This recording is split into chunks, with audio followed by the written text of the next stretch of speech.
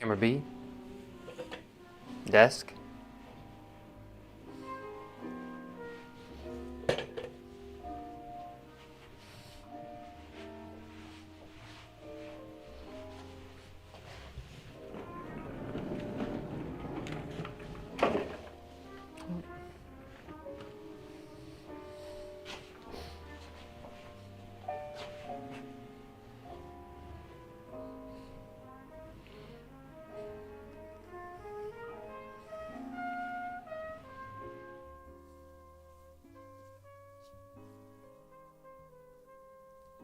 Why is it not even showing? Why? Wheel? Ka-chow.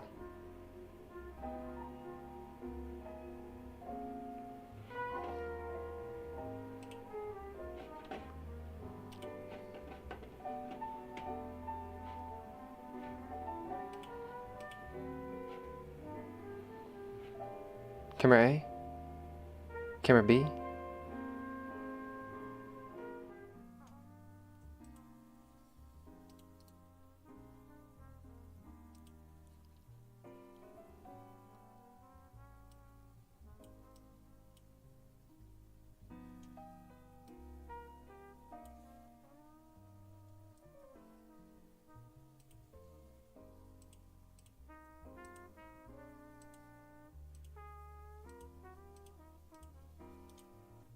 Hmm.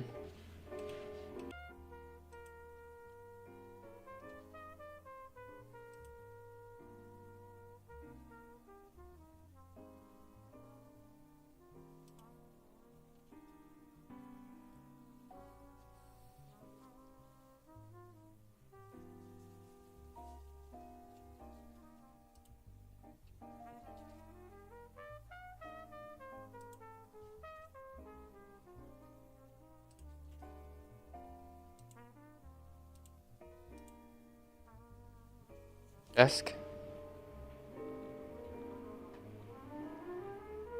Camera A.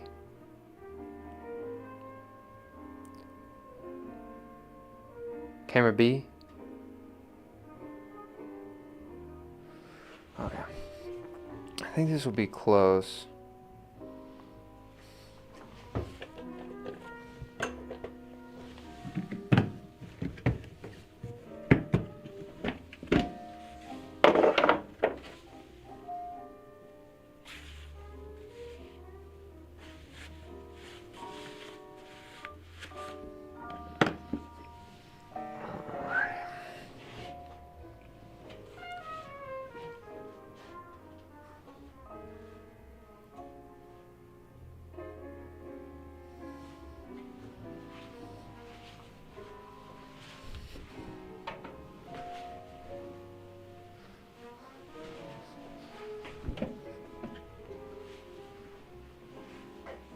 Pretty cool, right? So that's not too bad.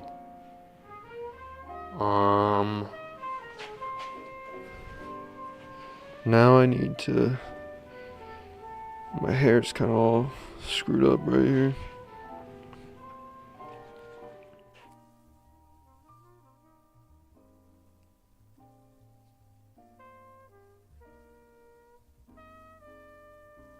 Alright, let's go through the things. Camera A. Zoom. Camera B. Wheel.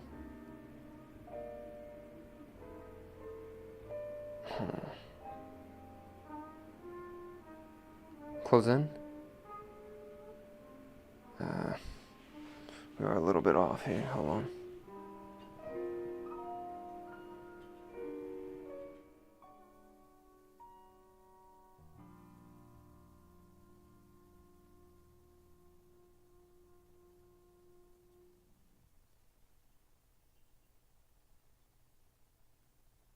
Space. Wheel. Wheel. Desk.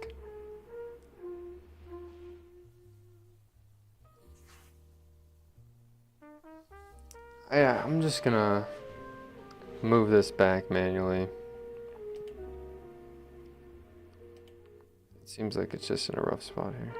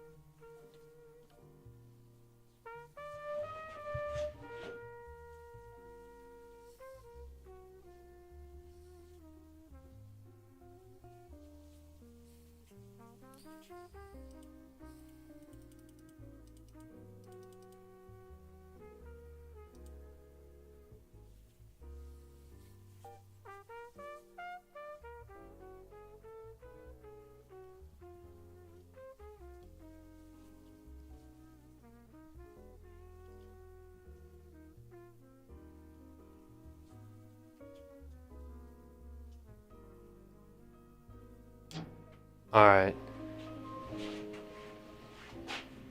Wheel? Nice, okay. So that's working now.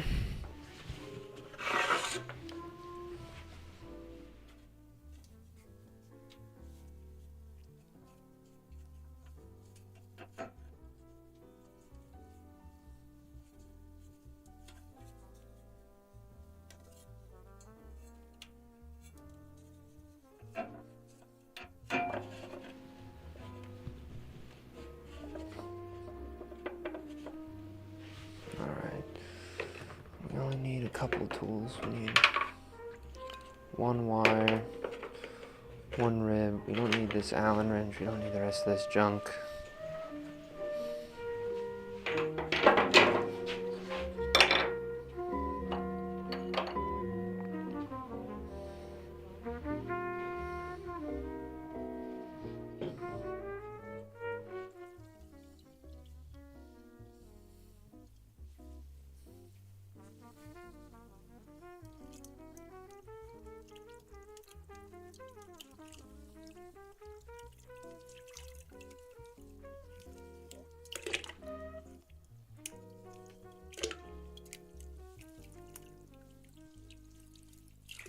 So much clay in my eye, what the heck? I feel like sometimes, right now I'm just filling up my bowl here.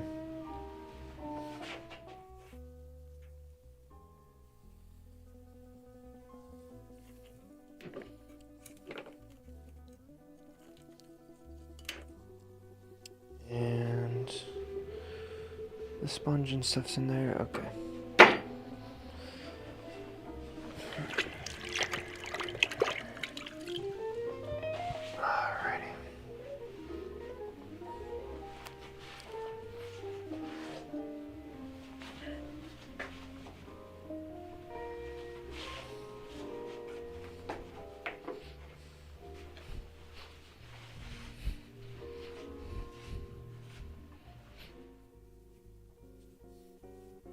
Camera A.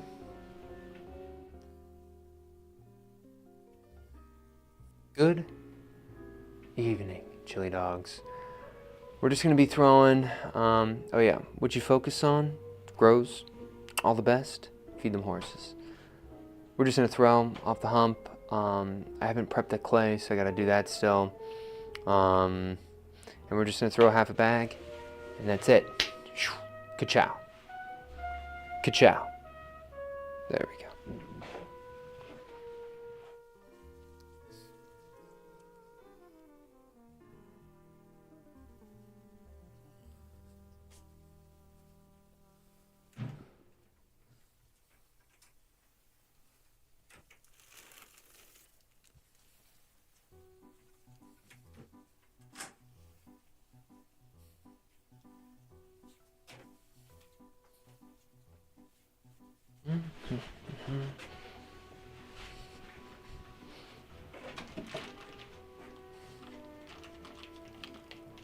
How long did it take me to grow my beard?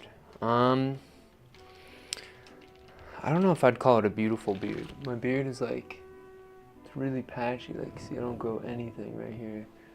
I got like one of those like old president that wore like the wig type of beards.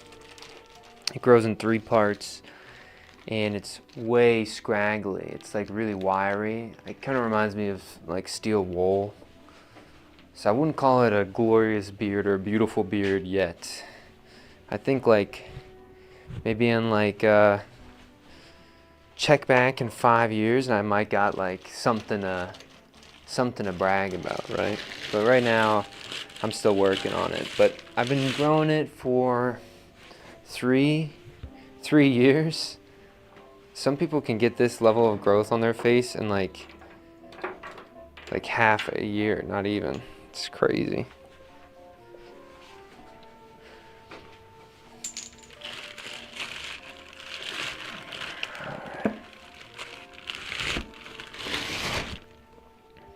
This clay is pretty stiff these days. Just splitting this in half.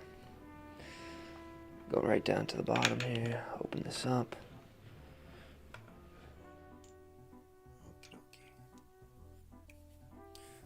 Got some clay. So what I do is I just kind of put this right back over top this. Somebody said hello, hello, and then someone said I came on live at the perfect time tonight. Did you just like finish cooking or something? Like you cooked yourself a meal and you're ready to just chill out? Alright, do I have any spare? What are some spare things? I got mini wheel. Camera B? Look at that. Okay, so mini wheel is terrible. We don't really ever use mini wheel that much. So let's take mini wheel. And let's bring mini wheel way the heck over and down on the ground. Down on the ground. Stop.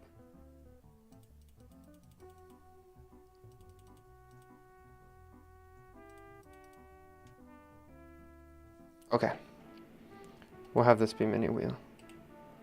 Oh wait, I didn't reset desk too. Okay.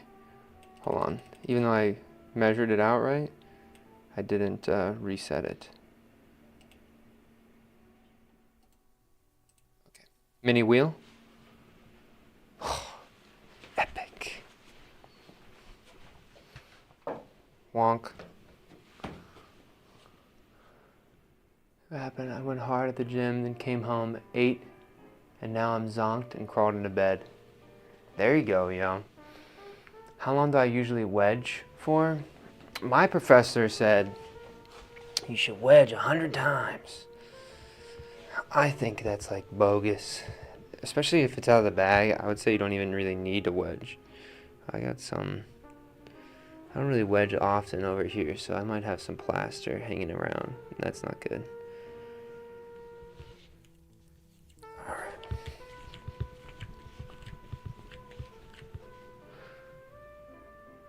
Yeah, dude got some plaster bits. What the heck is going on? That's not good. Guys, that's not good.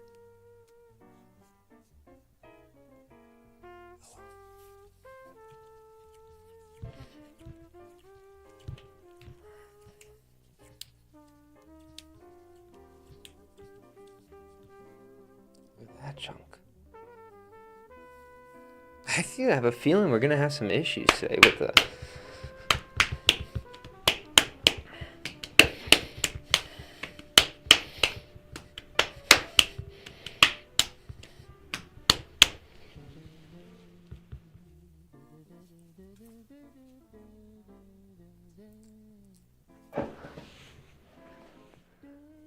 Reminds you of CPR.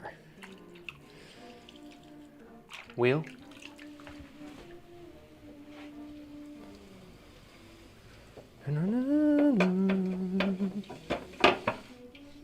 So look how off these are on this wheel. You see how it popped up?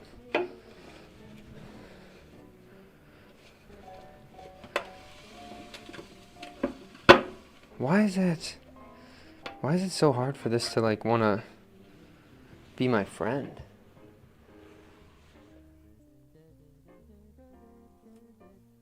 Don't worry.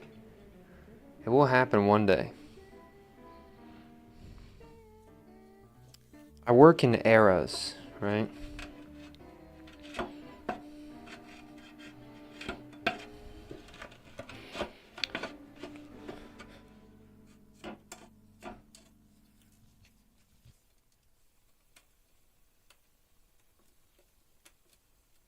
I feel it's popping up. It's starting to like get all screwed up here.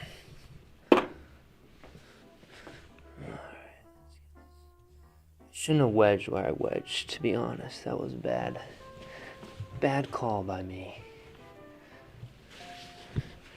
But we gotta start clearing up that space, so it's whatever. Alright.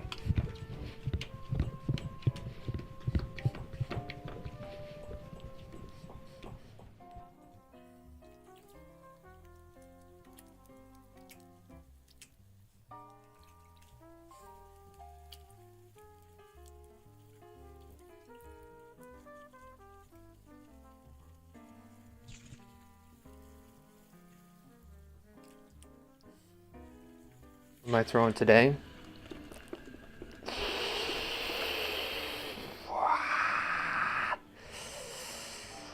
Okay.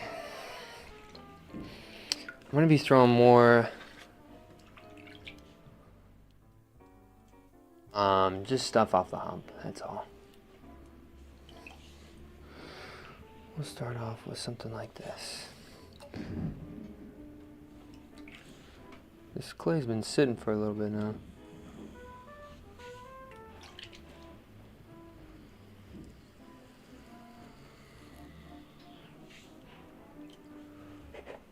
Space.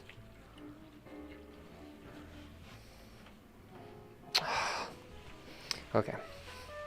Sorry, I'm gonna be a little annoying. I gotta be a little annoying. Space. Go over like 2 things and zoom out like there.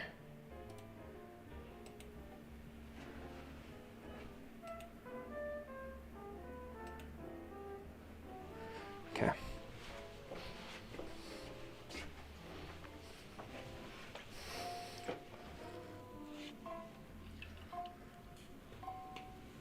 Alright, right down underneath this bottom edge. Go out to the corner, find that corner bump, and just slowly walk that up, right?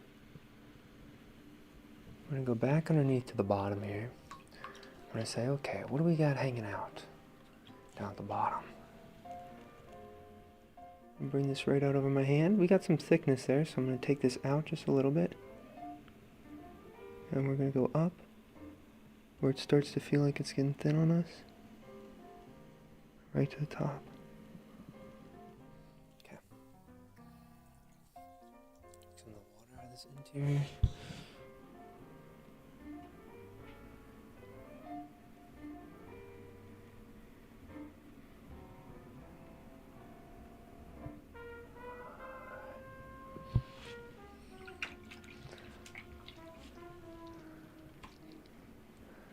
How do you change a camera with clay all over your hands? I use my voice. So if I say, zoom, you guys can see from the front.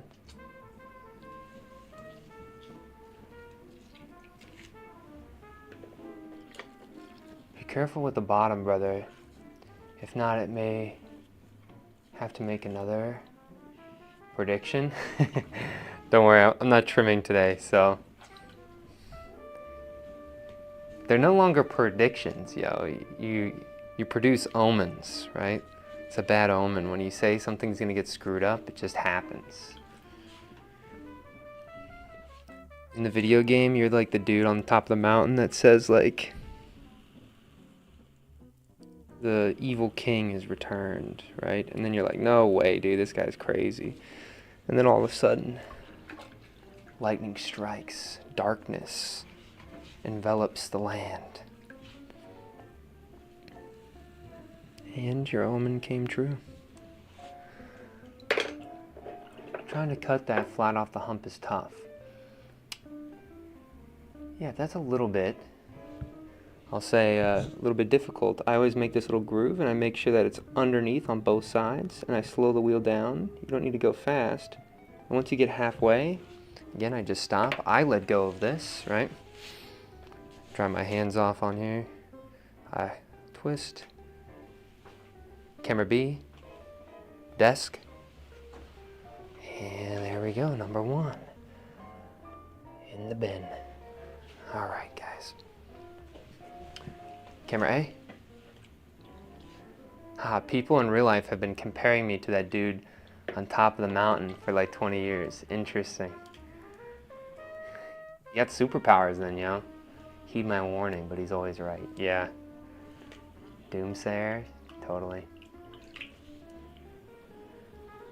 All right. You know, yesterday I was on the Instagram, and I saw this potter, and he was making these. He was throwing off the hump, right? But he was trimming off a hump, on top of a hump, right? Where I just trim normally on this, he was trimming on a little form, right? And he dried it. He called it like hub tong, I think is the name of it. It's like a Korean way to trim and for mass production. And I made a whole video just for this guy. I messaged him on Instagram because I was like, why don't you just use a chuck? And then I looked at his forms and I realized that his forms were just straight. They didn't have a shoulder on the top, so there was no point. So I made this whole video just for nothing. And then I didn't even send it to him because I was like, oh, this is already too embarrassing. And anyway, just a little outside of stream lore for what's going on in the Pottery Demon world. But I was thinking about doing that, but then I also realized that if I did that, it'd be kind of a problem because all of the forms are a little bit different, right? Right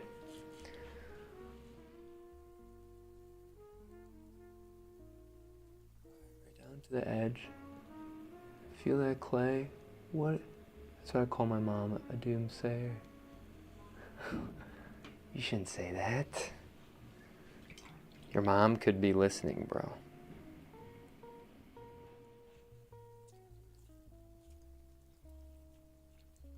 I really like your streams, man. It's nice seeing the throwing. Yeah, somebody said to me a little bit ago, they were like, you know, I joined because I wanted to see like the throwing, and then I was doing a lot of those water whistles, so I wasn't doing a lot of like throwing. And then I was like, man, I only do like the throwing, so why am I not doing the throwing?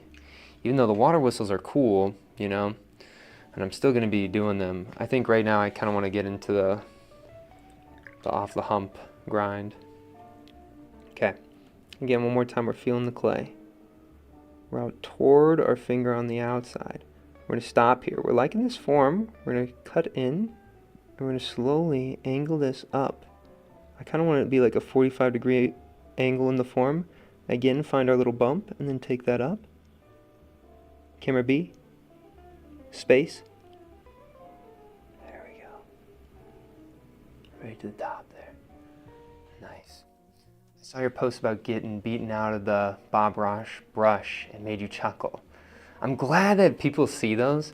Yeah, I have some videos like that I spend like, I spend so much time. I like making like the edited silly dance stuff quite a bit, right?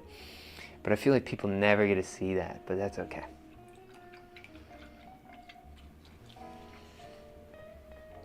Okay. Anyway, I'm gonna roll off this top edge. But I have so much more content kind of like that, but I guess I could I actually kind of like just the, I'm gonna leave this one as is. I kind of like this throwing, some of the throwing lines in here, because right now I'm throwing with pretty consistent throwing lines, so the dancing is a lot of fun. The pottery is the half the appeal, the narration is the other half. Great narration, excellent. I don't know if, are you trying to make me say something inappropriate? Oh, mudslings? Excellent mudslings. I see what you're trying to say. You know, like those like Kahoot names that are like inappropriate, that don't sound inappropriate at first? That's my biggest worry about streaming right now. Is I'm gonna bump into somebody who's gonna get me with one of those. I'm gonna end up in like some compilation.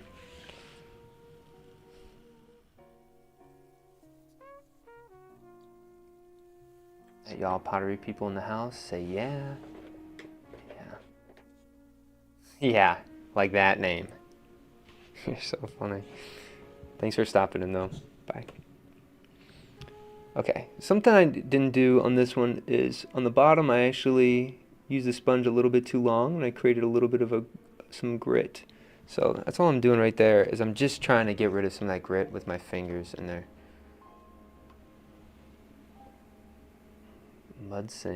Mudsings is a word. What does it mean? You always hit, I feel like the streaming is always hitting me with new vocabulary.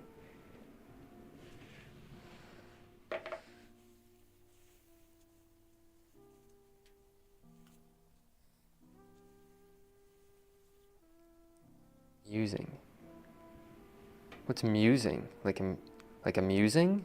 Amusing? Okay. Desk. Number 2.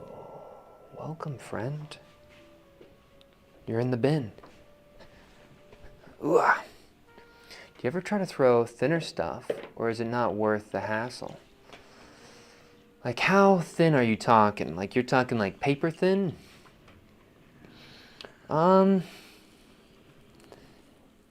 Like, I think, this is my opinion, right?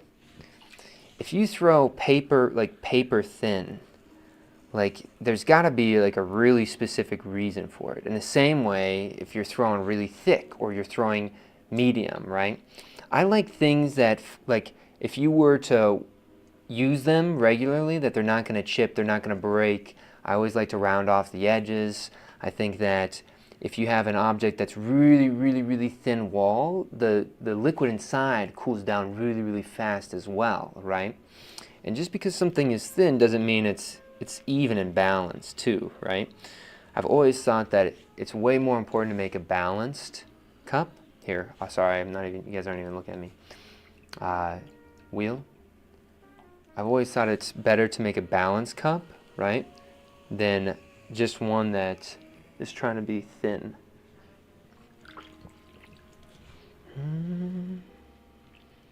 And for example, like people who make really thick stuff too. Like I've seen some people that I've actually had a cup that was literally like had inch thick walls and a huge bevel on the top. It was actually pretty fun to use. But I always thought that like, sometimes I think, for example, in the same way where like a couple streams ago we were talking about how sometimes potters will make just like really large stuff just because it's like like they're trying to like puff out their chest. Like I almost imagine it's like being like a bird and you're doing like a little mating dance, right? In the same way some pottery people do with like large stuff, others do with thin stuff. And so I feel like then you start limiting what you're making and what your content's really about too, right? If somebody thinks that because they can throw something really thin that they're like the best potter in the world, they can have that. I don't really mind too much. You know?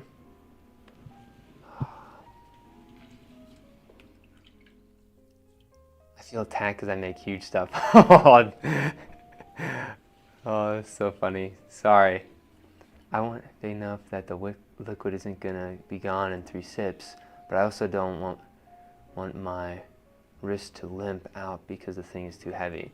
Yeah, I think that's true. Some people actually make their things a little bit thinner towards the bottom, so then when you fill it with liquid, it balances it. Yeah, I believe there's a reason behind it. I'm not trying to say that like huge stuff is bad or anything. What I often see though with huge stuff is sometimes people will force a huge object when maybe that object wasn't supposed to be that, or that lump of clay wasn't supposed to be it, right? Like sometimes I think people really sacrifice their form quite a bit because they want to get to that next height threshold. So that's my kind of big opinion on that. But I don't mind large stuff, you know. I had a friend that would make these like 4.5 feet by like 3.5 feet, like mega sculptures. And we literally load it in the kiln. This is crazy. Given that we had like the, what is it called kind of carts though? We had like the, here I'm gonna smooth out this top though. We had the movable carts where you like move a cart and that's the kiln shelf. It's like a kiln shelf on wheels. So I'm just trying to smooth some of that out. Zoom. I agree though, I've seen people fight the clay. That's true. Handles are everything at that point too. What do you mean, like handles on large stuff? You're talking about just pots or sculpture or? What do you mean? Oh, you're talking about for just the objects that you use. Handles are everything. Yeah, you know, I say,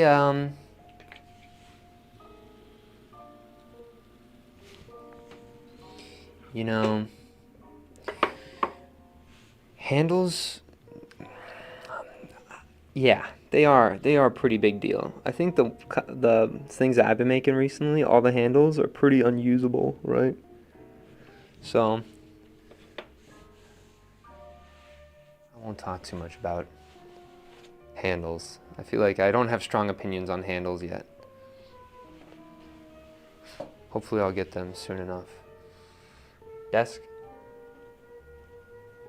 Camera B? Okay, so there's that one right there. My only limit is the kiln size. I would go bigger. You can get, you can pull the pin out of the back of the lid of your object, and then you could get soft brick, right? Camera B, wheel. You could get soft brick and then stack a layer of soft brick around the hexagon and then just set the lid on top, and you can fire it that way too if you wanted to make something a little bit taller, if you have some extra soft bricks lying around.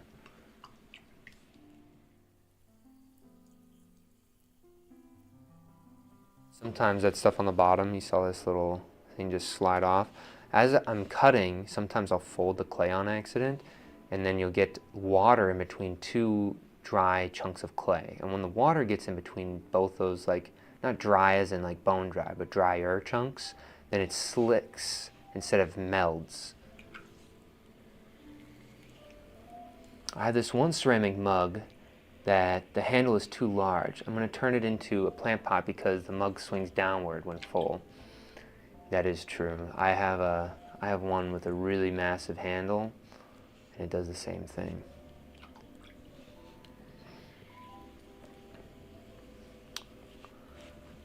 I wish you guys could see like a ton of my old stuff, because the stuff that I'm making right now is like, this is like years ago, like when I first started, is more like this. How did your first handle design by, how did I first discover the handle design by accident? No, because when I was doing the trees, all those tree forms I was doing last year, sometimes when I would be making the bottom of the tree, when I'd be making that little like skirt of the tree, it would actually fold up and then it would wrinkle, and it would be like this really nice little, like, it was like random, but it didn't look sloppy, you know what I mean? And so then I was like, oh. And then I just started doing that with, I just started making those bottoms rather than trying to take them off. And then I was also doing a thing where I was trimming the bottoms, and this is probably where I guess it really first started, because I noticed it again in the trees. But the first instance was probably I was making these cups, I called them my reclaim cups, where everything that came off of this wheel during the throwing came back on the object. So I'd be trying to trim the bottoms off, and then I'd take that little chunk off. That I was like, well, how does this go back on there? Oh, it can be a handle. So that's also another part of it, right? All right, right again, right at this bottom. Zoom.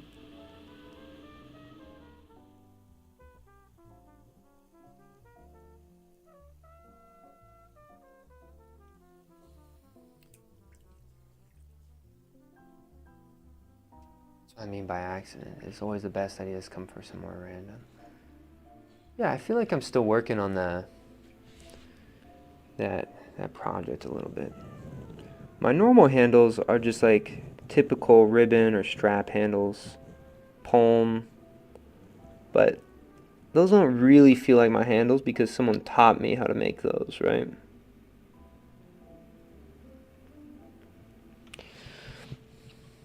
And so I won't really claim that as mine, I guess, you know?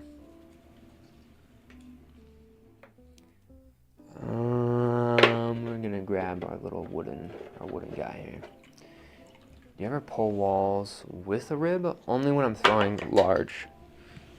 Only when I'm throwing large do I do with a rib. And even then, sometimes I just don't like the way, how much it cuts rather than pushes. So sometimes I think it's really only after I've done like the first initial pulls, and then I'd kind of go back in with a rib.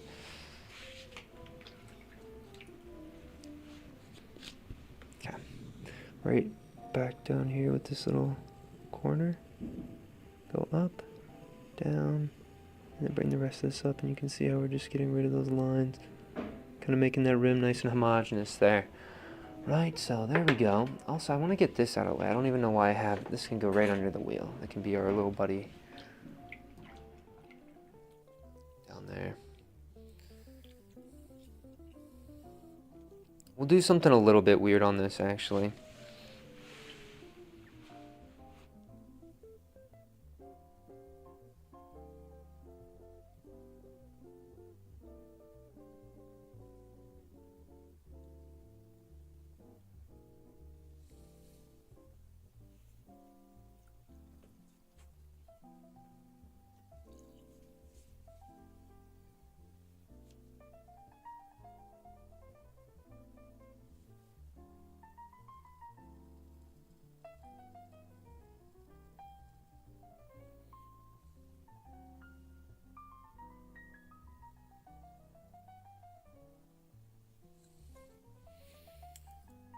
Just get something in there. Sometimes I like these.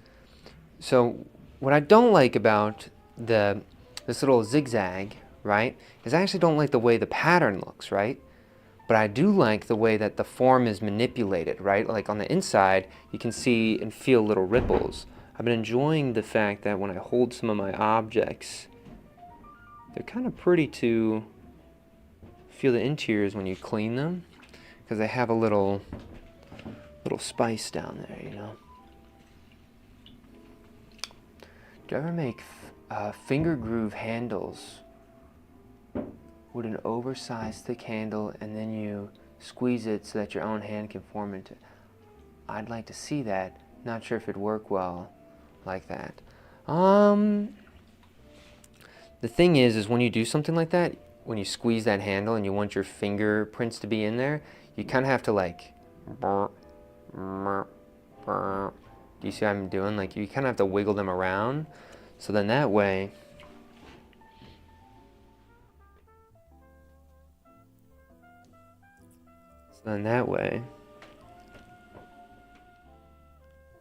they're large enough when you shrink them down. And then you also got to remember the glaze is going to kind of ruin that fit as well. You'd almost be better making little or finding something that's like 16%, maybe even 20% larger than your finger, but the same shape, and just like faking it. Your insights are extremely helpful, and I 100% agree in respecting the object, just helping it become what it was always meant to be. Oh, I like the texture look from it. I've done that squeeze thing you're talking about, and to make a spine-like sculpture, and the only thing is it takes ages to dry. Oh yeah, probably. Oh yes, you need a friend with giant hands. Yes, for real. I always thought, you know, my grandfather, my grandpa, he has the largest hands I've ever seen on a human being. They're massive. It's like he has baseball mitts. Where'd that sponge go? Oh, it's right in front here. He literally has baseball mitts. I don't know.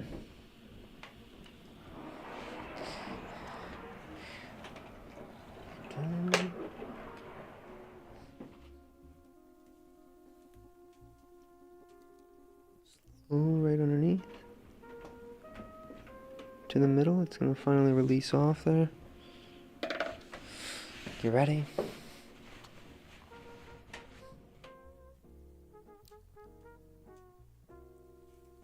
Desk, camera B. Welcome to the bin. You've been banished to the bin. Camera A. Have you ever seen the real life Popeye guy? His hands look fake. I have seen him. There's a couple of guys. I know which one you're talking about. He's done a couple of arm wrestling shows, but he's not an arm wrestler. But there's that one guy from Russia who he's an arm wrestler, and he also has huge hands. It's crazy.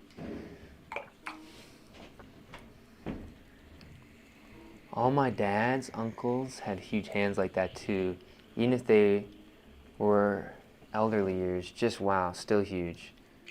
Bin buddies. Yo, that would be. Your ideas are crazy. I like that. Bin buddies. Did your granddad do construction or like a trade? Yeah, construction stuff. And he was in the military for a few years, but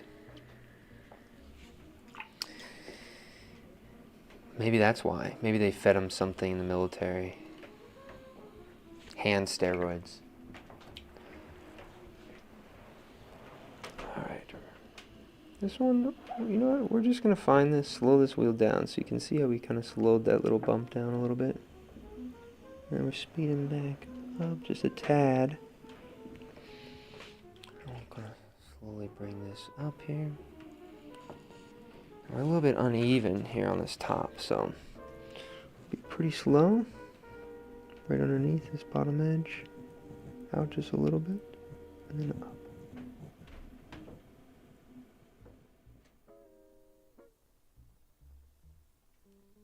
This one's not gonna work, guys. What should we do? Maybe we can turn this one into a handle. It's just getting too thin here. So I'm gonna cut this out.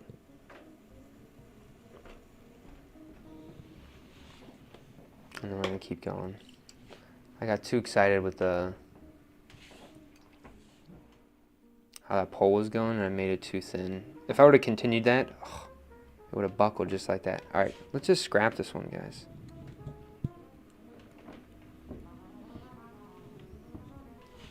That's kind of a nice thing about off-the-hump throwing. All right, I gotta chill.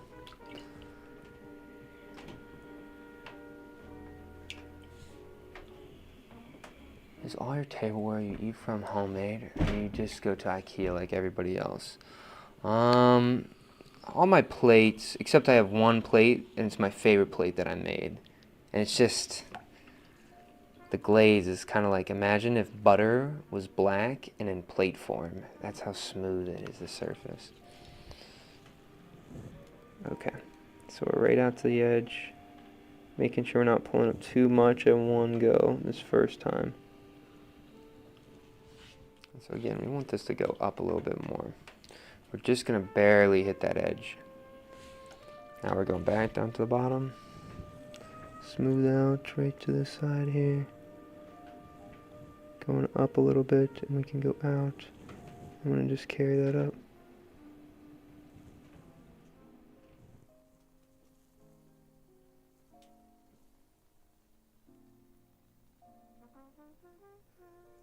Better. Slowly take that from 5 to 7. You can see how that sort of tucks in that top. Oh, I should zoom. Zoom. Zoom. There we go. Good visual. Black butter plate. Is it black matte or shiny? It's like waxy. It's like, have you ever seen like it's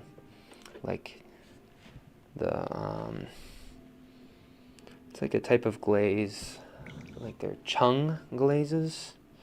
They kind of have this almost like rubbery quality to them. It kind of has this like waxy, rubbery quality to it that I'm just like really in love with.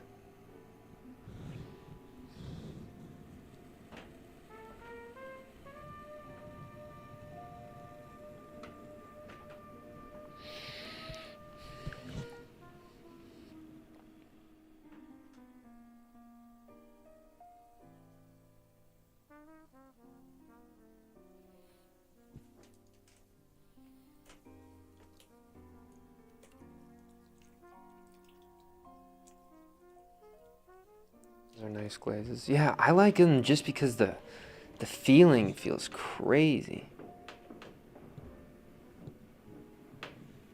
like, it's so good, it makes me just want to drag my tongue across the plate. I don't even need food, I'll just lick the plate. You know? Like, just like salt and pepper on, on that plate, yo, and I'm good for a meal. How come you're now throwing with the rib just to get it a... Yeah, just, well, I wouldn't really call that, I'm just shaping with the rib, you know? Like, I think, for me, like, throwing with the rib and shaping with the rib, they're doing two different things, you know? But yeah, just so I can smooth out that top. And it helps out, too, when you're a little bit thin.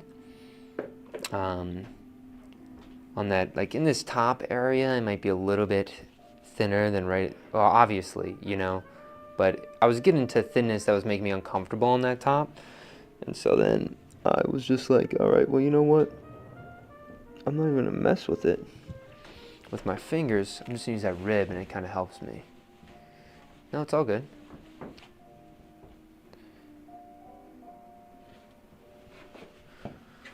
I guess what is throwing and what is shaping, right? Is throwing shaping? Probably, right?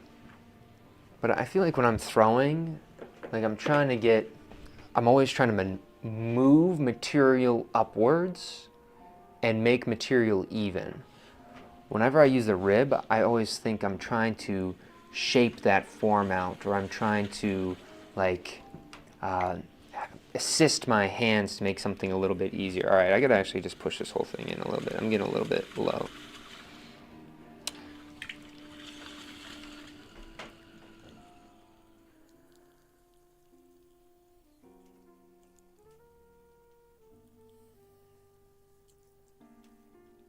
Down, up, and we can go like that. You ever trim something on a chuck? Nice when you realize you made it sit slightly diagonal. You ever trim a chuck and realize you made it slightly diagonal? The chuck, you mean I made diagonal? Or the piece? Because all my pieces are going to be, these ones off the hump are going to be a little bit tilted because of using the wire tool. I'm just putting stuff in my water buckets here. I'm getting some new throwing water. I can probably dish off the screw up from earlier in the bucket. Okay. What were we even talking about again? Heard something? Chuck. Oh, the pot. Yeah,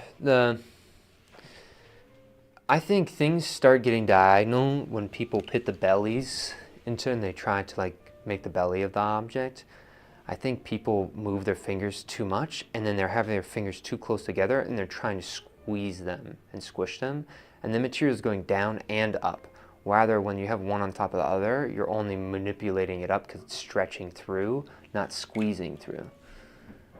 Do I do any other art forms? I do drawing. I'm a charcoal drawer.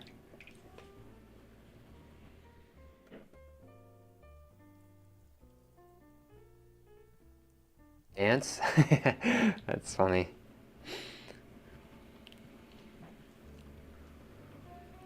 Yeah, I don't know about dancing.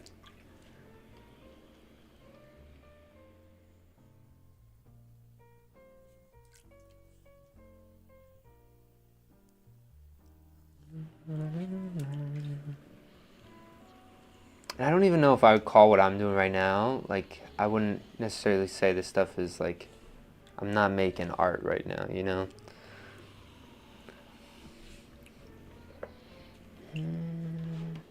So like, when you say art form, you know, I don't even know if like when I'm making stuff, I'd call any of it an art form, you know? Art form stresses me out. That word, too stressful to think about. It's a loaded word.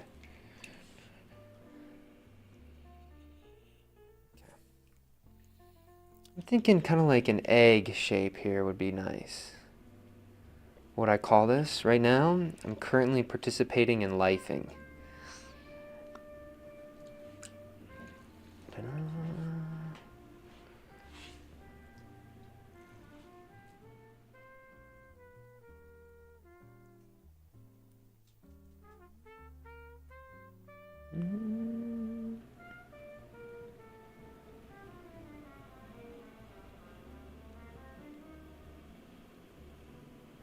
But right now, maybe I'm saying I'm training. I'm training for the moment when currency is pottery, right? So like one day when human society crumbles and there's only wheels left, wheels and clay left in the world, I'll be ready.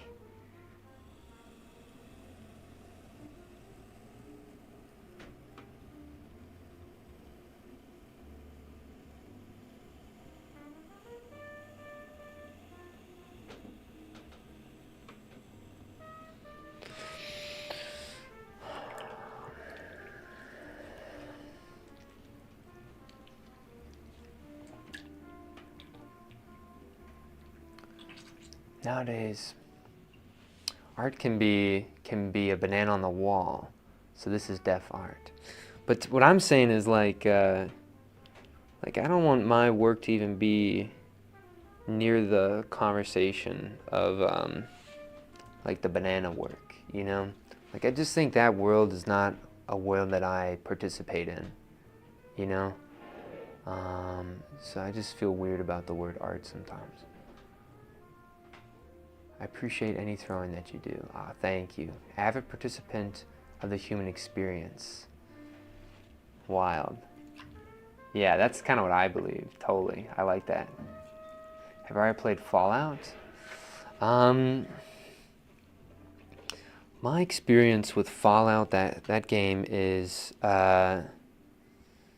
going to my friend's house when I was a kid, and then like him playing Fallout New Vegas or Fallout 3 maybe, and me sitting there watching him play. It was like one of those things, you know, like when you were a kid, you'd just go to your friend's house to watch him play video games. It was like one of those instances. This one actually I gotta trim quite a bit, but maybe I'll make this just a wide foot then, you know? All right. Right underneath. Desk. Camera B. Hello. Welcome to the bin. You've now been... I kind of screwed up. Sometimes that's the biggest problem as I have, is I probably could fit 4 rows in here, but maybe I will still try to fit 4. But I definitely can't fit like 5. I would probably be able to do 5, but I just can't. But it doesn't need to be pretentious to be art. A lot of things are art. Like I consider cooking to be art. Yeah, okay. I can see what you mean. I still just get nervous around that word, right? Because like, don't you think somebody could, like, somebody even in the chat might have a different opinion on like that art thing. And so I just think like when it comes to art, I feel like a lot of people, it's so divisive that the word is blurry or it's cloudy. We used to play Smash Bros. Melee, good times. That is such a good game. What's the most detailed vase? Oh, hold on. Camera A? Camera A? He says, what's the most detailed vase I've made? Okay. I don't know. I'll make a vase though, how about that? Use a little bit more clay this time.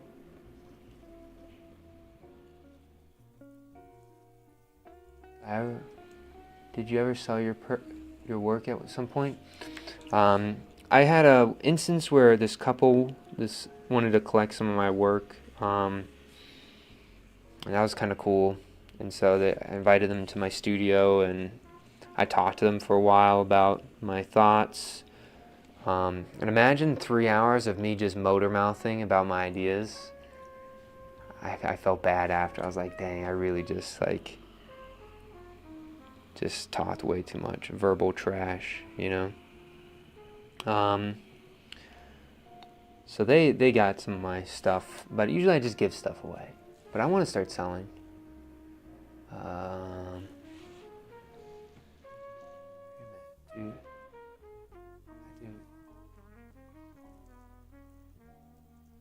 Oh, you asked me. Yeah, I forgot what your one question was. Hold on, let me finish this poll and then I can scroll up here. See, you asked me something here and I forgot. I think you asked me something about, I missed what you said. Hold on one second. I get it. I meant creative hobbies. If you didn't mean to say if it's art or not. I see what you mean. Yeah, I guess like I said, I like charcoal drawing quite a bit. I like music endeavors, like making lyrics. I really, in my free time, I'll just listen to songs and make random lyrics for things. I assume you got just a reg job outside of Streamlore. I do. I teach. I teach pottery classes at a couple different places. So that's my thing. I just kind of hop around and do all that. It's my life. Before that, I was a fry cook. So I did fry cooking for a little bit. So if you need me to fry chicken, I'll do a good job. Of course, there are no mistakes, just happy accidents. I always remembered that thanks to Bob Ross. I actually don't agree.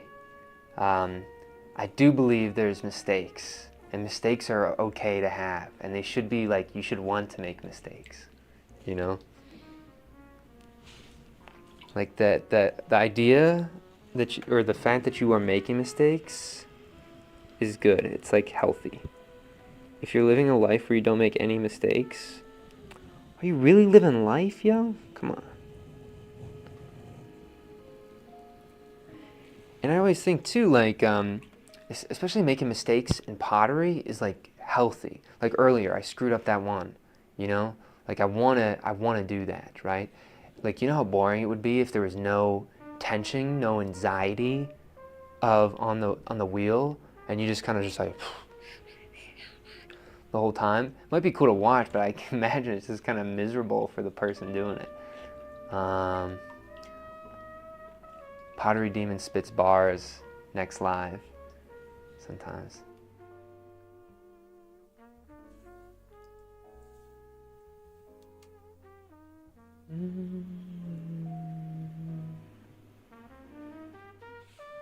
Okay. So we're gonna get some of the water out. We're gonna do one more little pull, and then we're gonna collar the rest of this in here. So.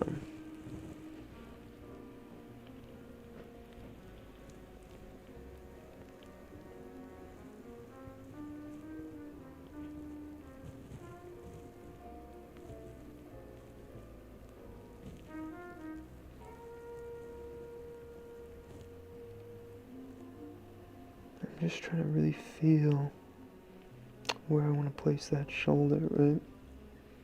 Right about there. And you gotta be really careful here because that belly, the thinnest part of this whole vessel right there, right?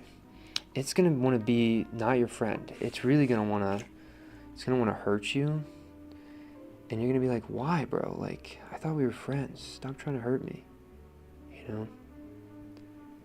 And you're gonna have to work with it. You know?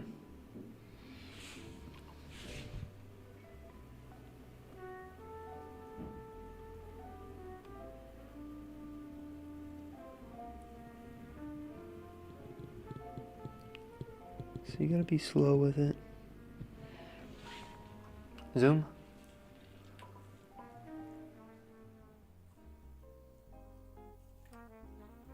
How did you get into pottery teaching scene?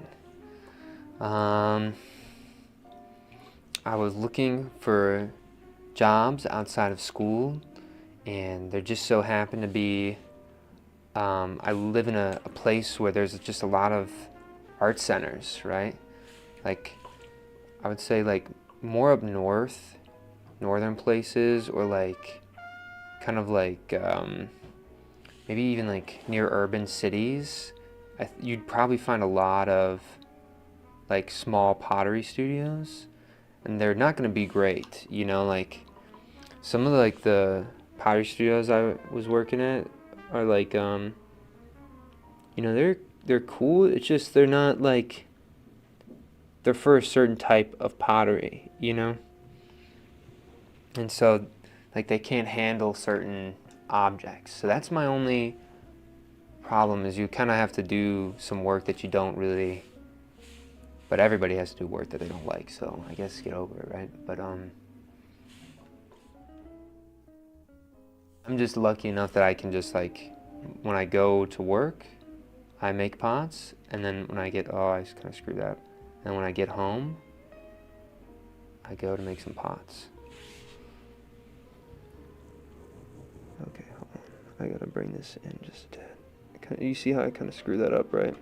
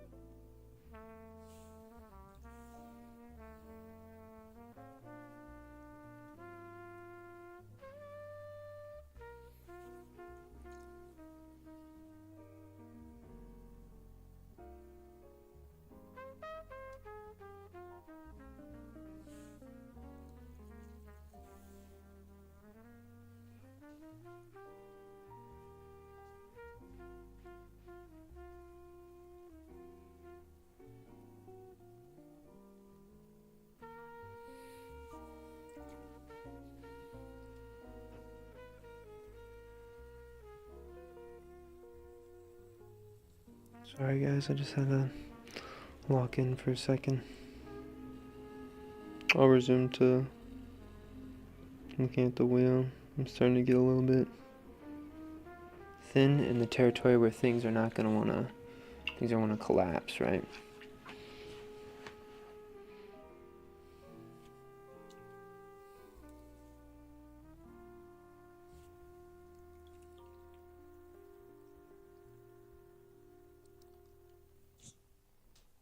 Little round jar.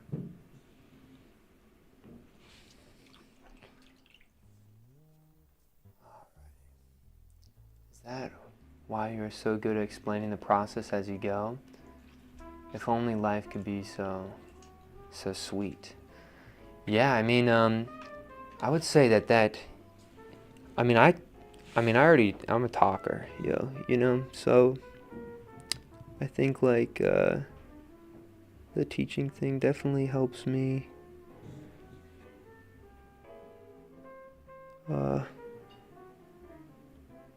talk while I'm doing stuff, or try to explain things differently, you know, because when I used to, maybe around last year before I started the whole teaching thing, right, I was like, okay, I'm going to explain this a certain way, and that's how I understand it, and it's going to be good, and then when I start teaching these people, they'll understand it if I just tell them enough, right?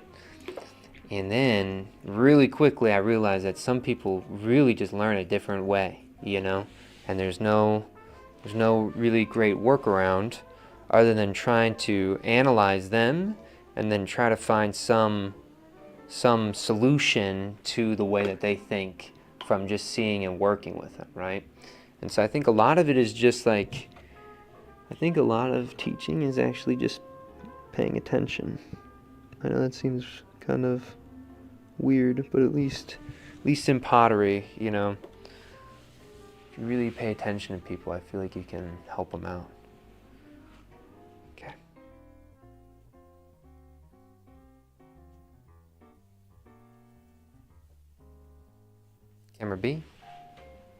desk.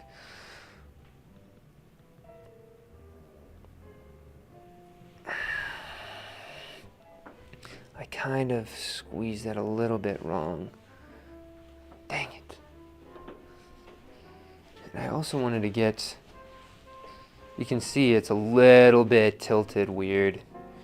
I'll show you guys a trick. You guys want to see a trick? Here, let me grab a sponge. Let me grab a loop tool. Grab a loop tool here. So, camera, you might be asking, Noah, like, you don't have a sponge on a stick. How do you do sponge on a stick? Let me show you. Camera B. Camera B. Close in. Take your loop tool, right? And then take a sponge and, oh, shit, I went all the way through. And I got sponge on my, but take that loop tool here, right? And just kind of feed this sponge through your loop tool, right? Again, make sure you don't cut off any of the sponge in your clay, because that would be annoying. And then now, desk. Now you can kind of just, I should have done this while I was on the wheel still, but I don't really have that much water. I just had a very little bit, and I'm good. So there you go. That's a little hack from the demon. Demon hack.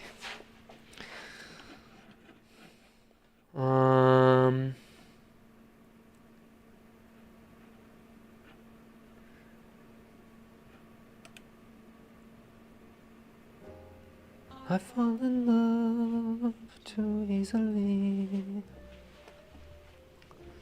I fall in love too fast.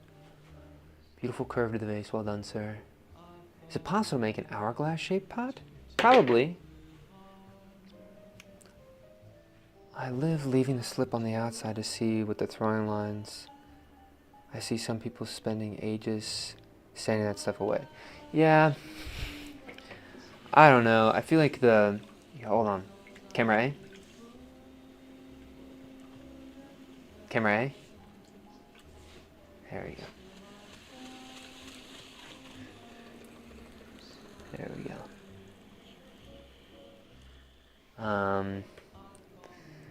Yeah, I mean,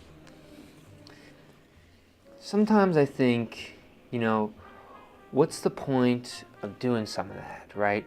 There's got to be something that's kind of interesting about the idea of, like, maybe there's throwing lines on the interior of the object, not on the exterior, so like you get revealed that it's a thrown object and there's some sense of like special quality there, right? I can get that, right? But I think, like, man, when somebody who has any bit of plaster mold making and has some like slip cast skills will make that, and then it's just like I'm sitting there and I'm just like, dang, okay, you know, I spent you know 25 hours making, sanding, glazing, and doing these round 5 of them, these vessels, right? And then somebody's like across the street is making like 300 of them, and they're all smooth, and they're just missing the throwing lines in, and it's the same similar glaze, you know? I don't know, it's just kind of like, I see a point. It's just like I think you have to really enjoy. What is this? Why is it getting so sandy right there? It was like abnormally sandy. Oh. We were wedging on the ground, guys. It comes back. It comes back.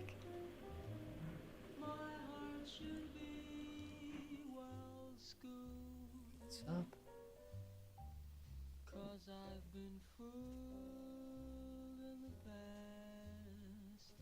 I like the shape of that. But still I fall in love too easily. I hate slip casters. Couldn't be me. You know, before I started the wheel, that's what I was doing, is I was doing slip casting, right? So, it was me at one point. You guys want to see a funny thing? Do I have a... First I have to see if I have a flashlight. If I have a flashlight down here, I'll show you guys.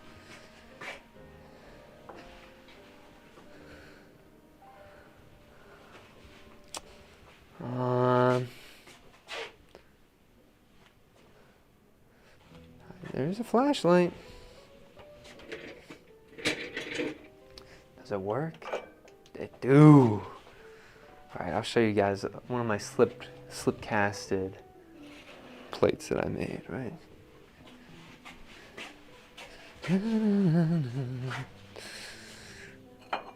Okay, so zoom. This might look like just a plate, right? Just a normal plate and the glaze. This is one where I fucked up the glaze a little bit, right? Just might look like a plate, right? But behind this image, this is a lithophane, right? So I don't know if you guys can see, but it's me and some of my buddies. You really can't see it too well.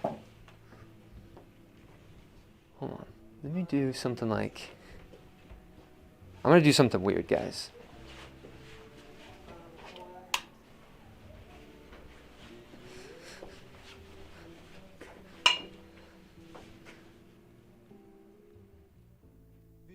Right.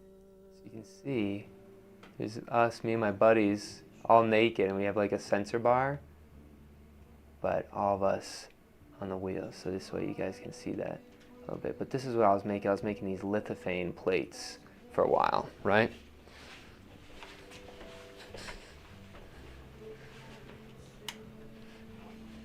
And I used to make a bunch of these lock cups too. Like they were like locks, like literal locks. And I'd slip cast a ton of them and they'd be all on the handles of things. Makes me laugh when the camera pretends not to hear you. I know, dude, that also, it frustrates me. The camera, it likes to just tease me. Couldn't be me. No, my view of you has been changed forever. Slipcaster demon.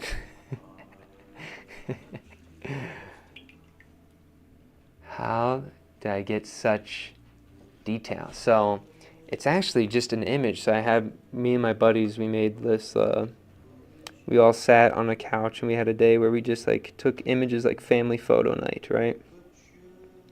And after we did that, I took the image, and there's a website where you can change an image into the darker and light parts of it. After you upload like a monochrome version of it, it'll make mountains where it's dark and recesses where it's thin, right?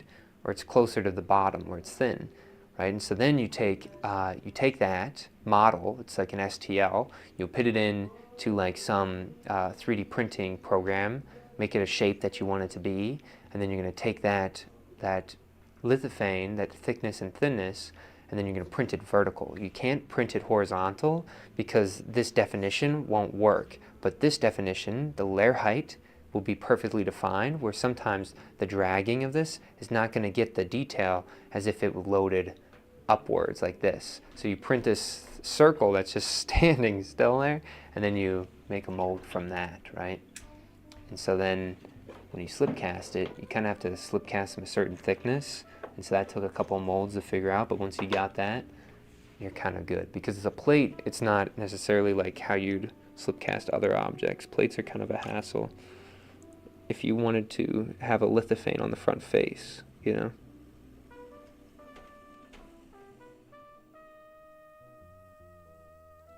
I did that for my friends before we parted ways.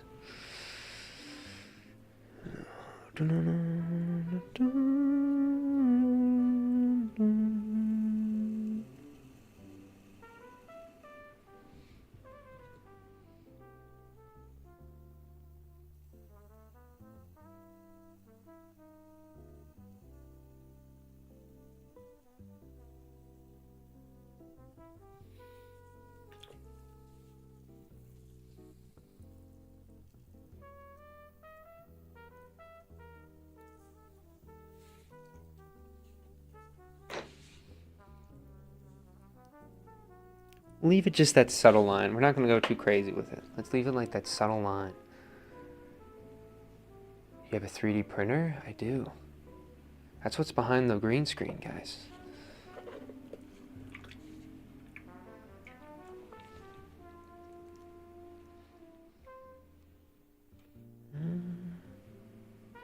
I usually do that for like if I'm making like a special edition cup for my students that, for example, I did like special edition spring cups. So all my students at the end of my classes got spring cups, you know?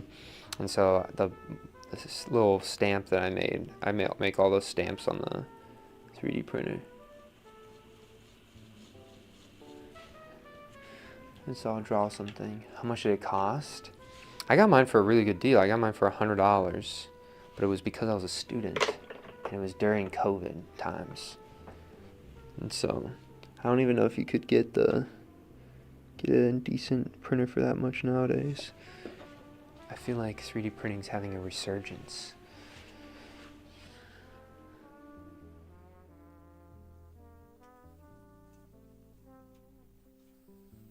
But yeah. I got mine for 100 bones. But for a 3D printer, I still haven't gone through my first spool. I have only used one spool so far, because all my stamps I print them flat, you know, so I save so much on material.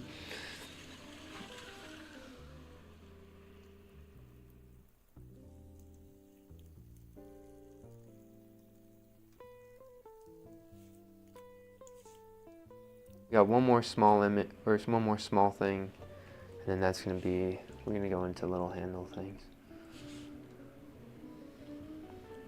You gotta be careful with these little noodly boys that come off there.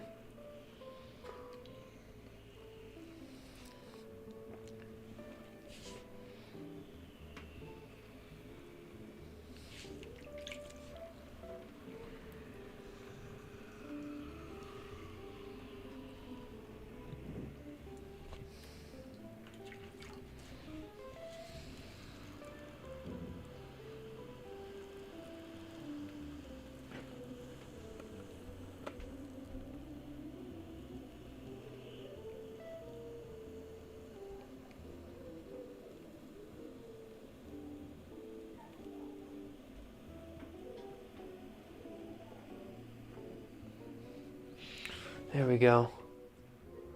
A little bit off at that end there, sorry.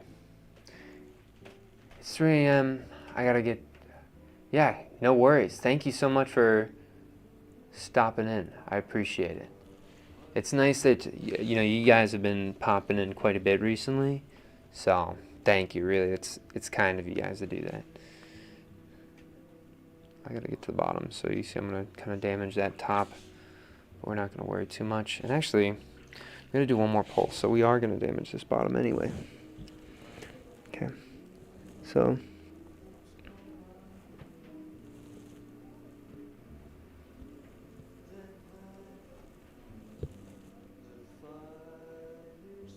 right over the top edge there, I'm slowly walking this up.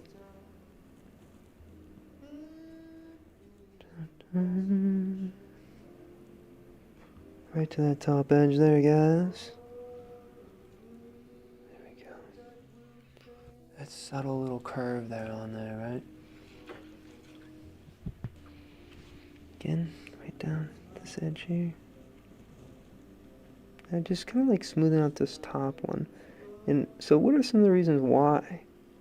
I think maybe part of me's thinking like, if I have a thick glaze on this, and the glaze starts really running down the side of the object, right? So it's running all the way down, it's running down, it's running down. Where it ends up being thin is in this section here. So sometimes having it smooth there, so you can highlight the thinness of the glaze rather than the texture taking over, kind of inspires me a little bit, to be honest.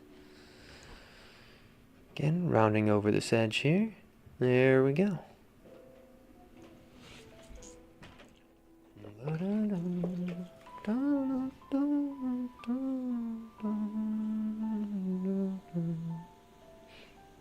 And drive this in and down.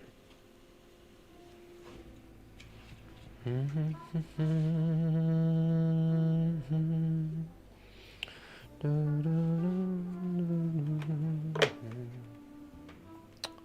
underneath the bottom. Slow wheel down. Oh, kind of tugged at it a little bit. I hope that doesn't screw up the bottom there.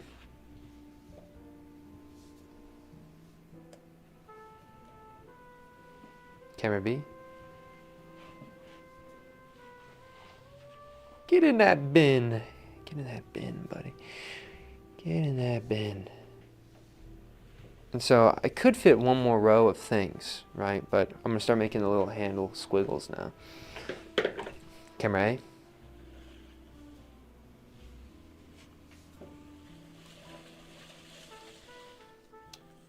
Close in.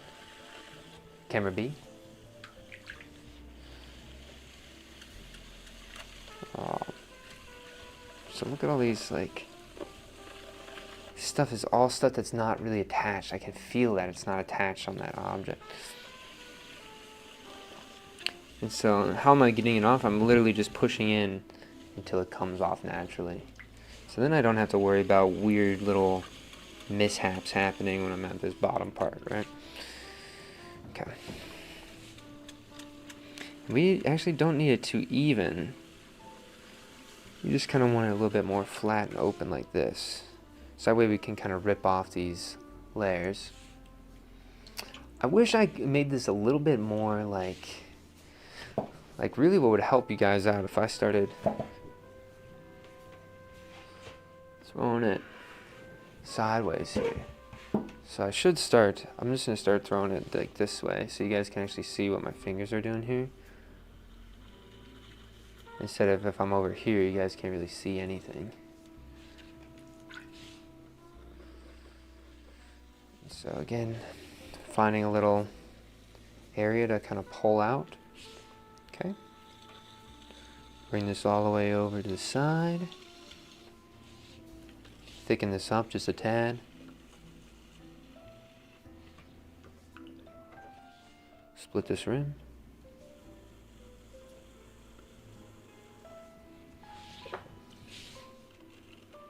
Round this edge off.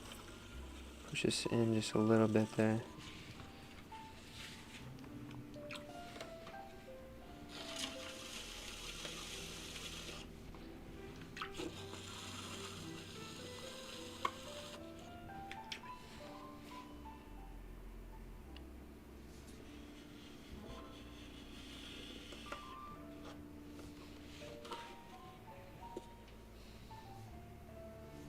So we got this one here.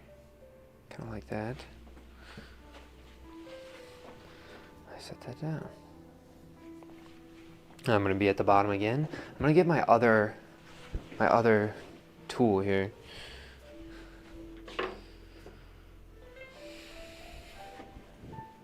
All right, guys.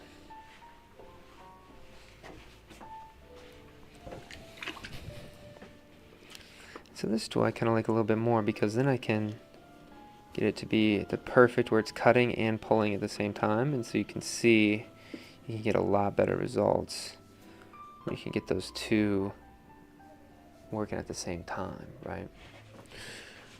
But you need the variation. The variation is healthy. So whatever way you can add potential for things to change in your work, I would say that's a good thing. You want things to change, right? I always think of if you're a gamer, think about video games, right? Whenever there's a new update and things change, a lot of people are a little bit, like, you're either on the side of like, nah, you nerfed my guy, right?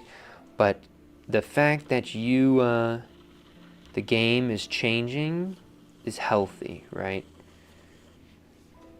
It also means that there's enough people playing it that it merits that attention to it, right?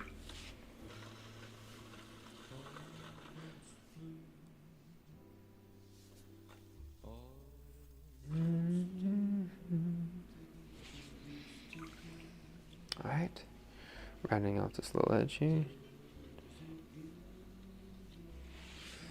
Tag this interior side. Tag the undercarriage. There we go. Get ready, cut.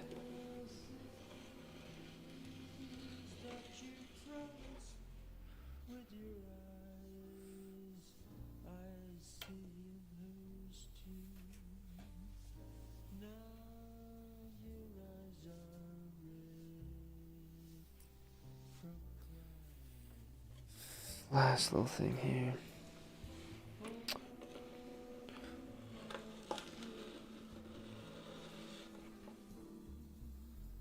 Oh, this one's really pretty. I like that.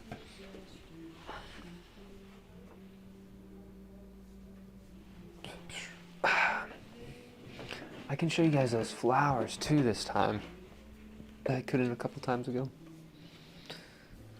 I wonder if this would... Do you guys like seeing that?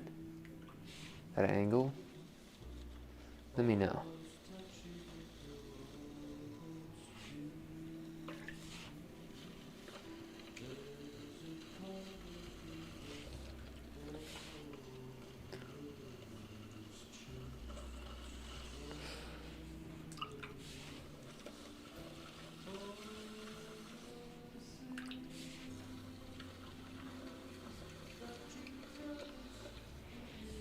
So look what a flat one kind of does. Flat one acts... Ooh. Sometimes the bands in my fingers get really... It's almost like... Ooh. Ooh. Ow. I don't even know what happened there. I'm not gonna... I gotta not put as much tension on that finger. Even my wrist is weird. Sorry, guys. Okay. Right underneath.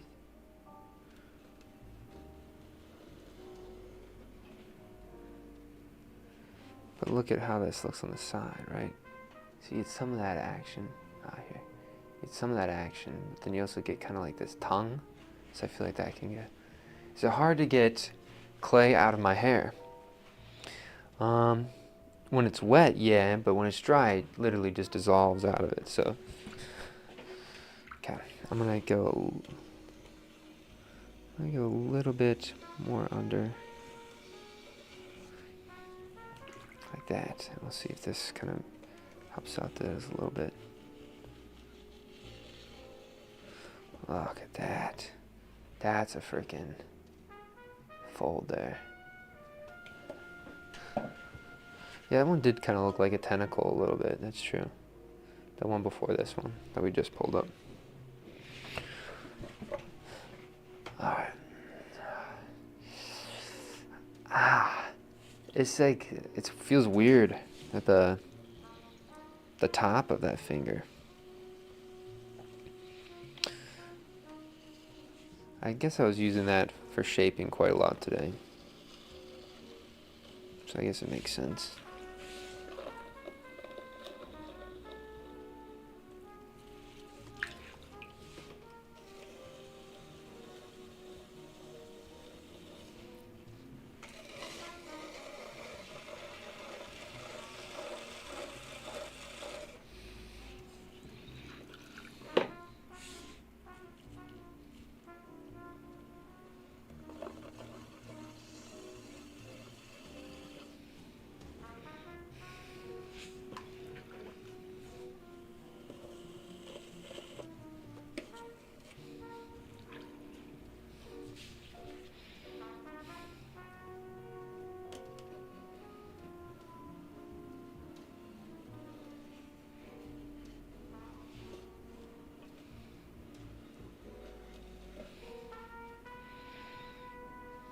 So we'll probably get 2 out of this.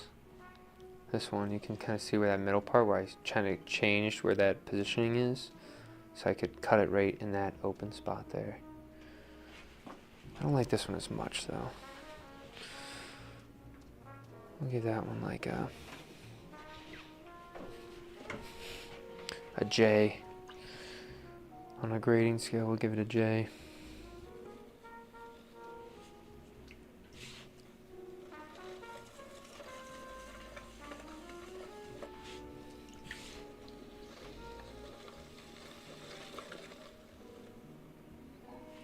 Just watch when we do one straight up and down. It's gonna start to act real funky here.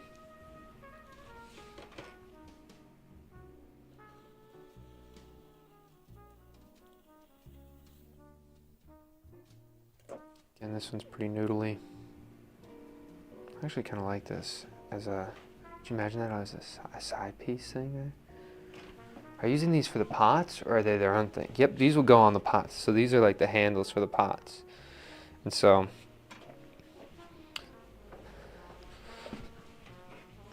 when I was talking about handles earlier, these are the ones these ones feel like they're part of my happening, you know?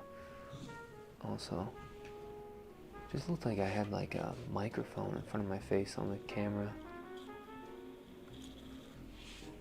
But yeah. Dude, that really hurts. Sometimes if I overwork something, but I wasn't really doing too much today with that. I felt like it's just one throwing session, but I once was throwing, that's why I was throwing with large clay, and this, in the middle of my hand would spread apart, and I had a really bad pain in this hand from that for a really long time. I don't get that as much unless I throw large, and then the pain does come back. Hey PD, glad to catch you live. Happy Saturday.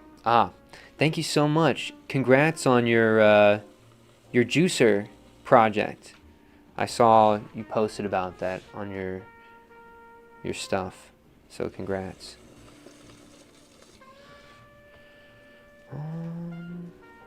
Go right there again. I kind of like this getting longer. Okay, so look at that. This one kind of has like this weird squiggle, and then look at the side is a little bit uncanny, right? So this is a little bit more constant and pattern. This has like some uncanny squiggles there.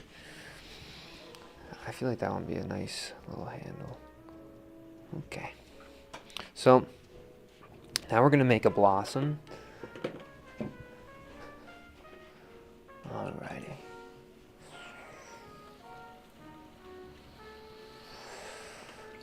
Bring this up.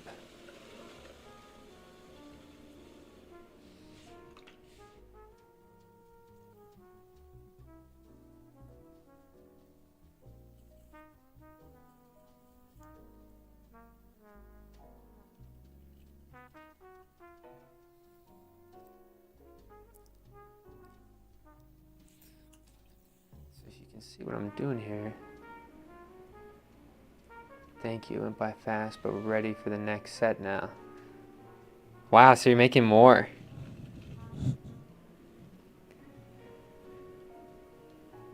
Alright, again, I'm gonna just open this up. Okay. And we gotta make this. And we gotta get this kind of thin on the bottom here.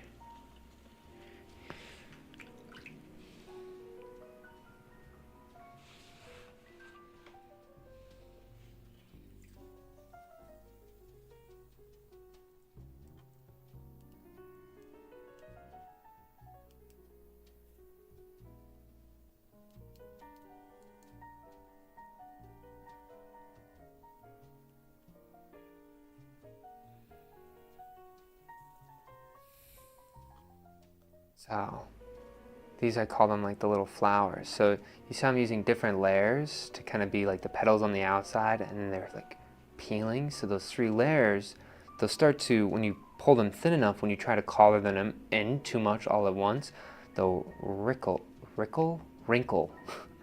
They'll wrinkle and ripple. I combined those 2 words together, wrinkle. But you can get these little like flowers. So those will go on something. And so that's what I usually do with the last bit that I've been trying to show you guys, but I've yet to get a successful one. This is, well, that's kind of what they look like. They look more like that. All right, we'll do one more.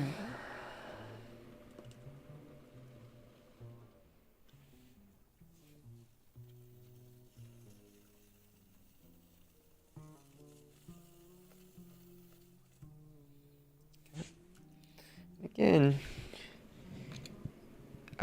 you're not really trying to make these super, they're not trying to be consistent. You know what I'm saying, guys? Like, these are really meant to be a little bit uneven, be a little bit uncanny, and that's what's going to have them wrinkle really weird, right?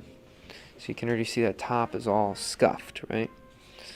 So then when we get underneath this edge, and we start bringing these all in all at once, you can see that's going to ripple.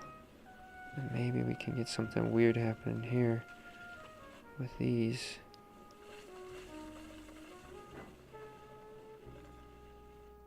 So look at this one. So this one even has like a little, like you can even see that little hole in the middle of it. I wish the lighting on the interior was a little bit better. But yeah, it's like a little swirl in the middle too, right? So there's another little flower. And so that's the fun part about the throwing off the hump is look at where we're at right now. We have this small little thing, but we started with the big mound. So that's kind of been my thing recently. All right. So on this one, let's just get in between these two things.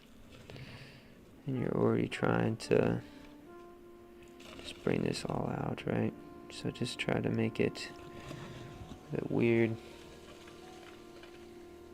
And bring this in a little bit.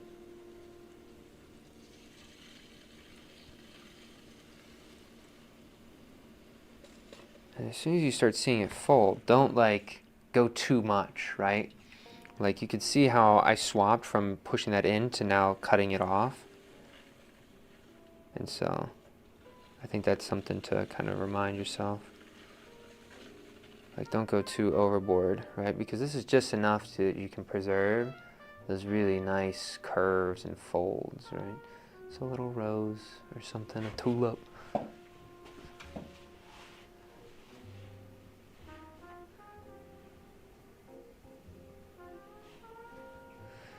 And then desk.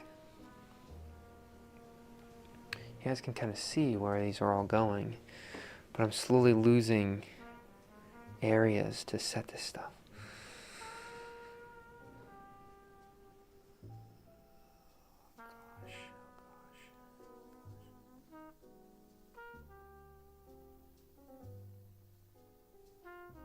I feel like that's just gonna tip over. Whatever. Camera A. Zoom. Stop looking at me. Close in. Alright, one last. I love how unexpected those little things are. Yeah, they are little surprises.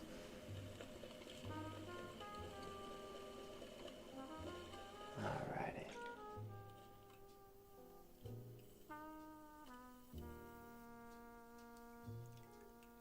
Then you're going to slowly bring this up.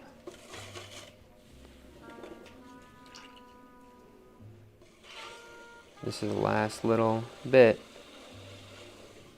Oh, well.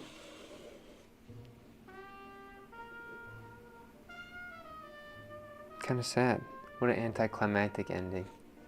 Well, this is the ending piece. What I was going to do is I was just going to bring this last little bit up into a little disc and try to get a fold. But